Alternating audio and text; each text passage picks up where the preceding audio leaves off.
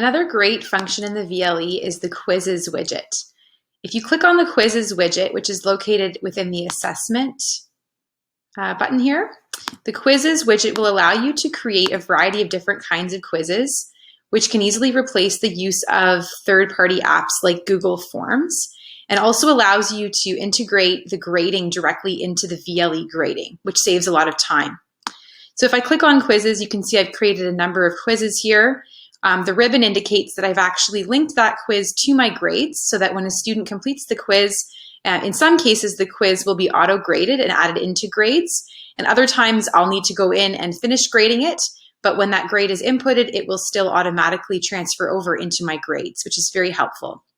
When you create a quiz, you click on New Quiz, and then you're allowed lots of options in terms of the types of questions and what the overall quiz looks like.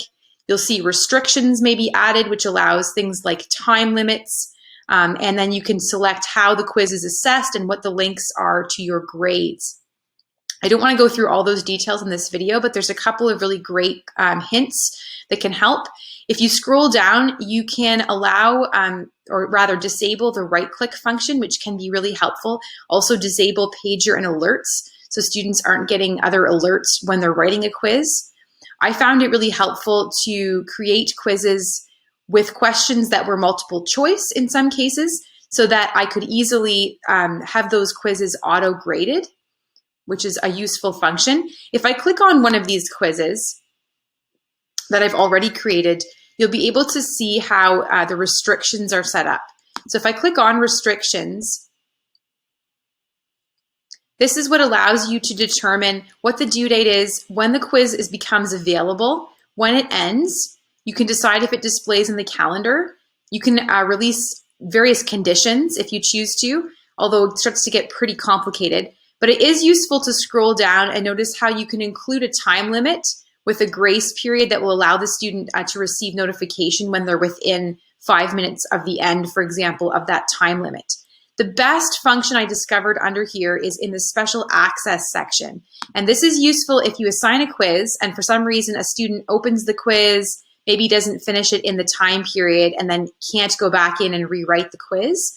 If you click on those special access properties, you're able to override the attempts allowed. So you can easily search then by user. Say I want to give this student 2 attempts. I want to let them have another shot at this quiz. I scroll down and I select the student's name and I select add special access. And then that student alone will have an opportunity to write that quiz again. So you can change things like the length of time the student requires if they have an IEP.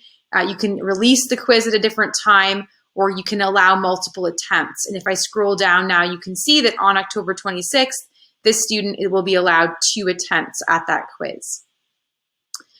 When I click on the assessment option here, this is where I can decide to assess the quiz automatically or grade it myself. In this case, I inputted the answers to the quiz so that it would be auto-graded.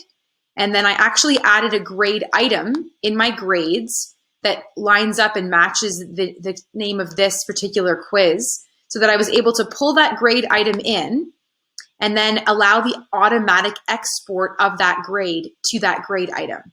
So as soon as a student writes that quiz, their grade is popped directly under that grade item into my overall grades. I really felt that that saved a lot of time and allowed me to gather student data quickly and easily.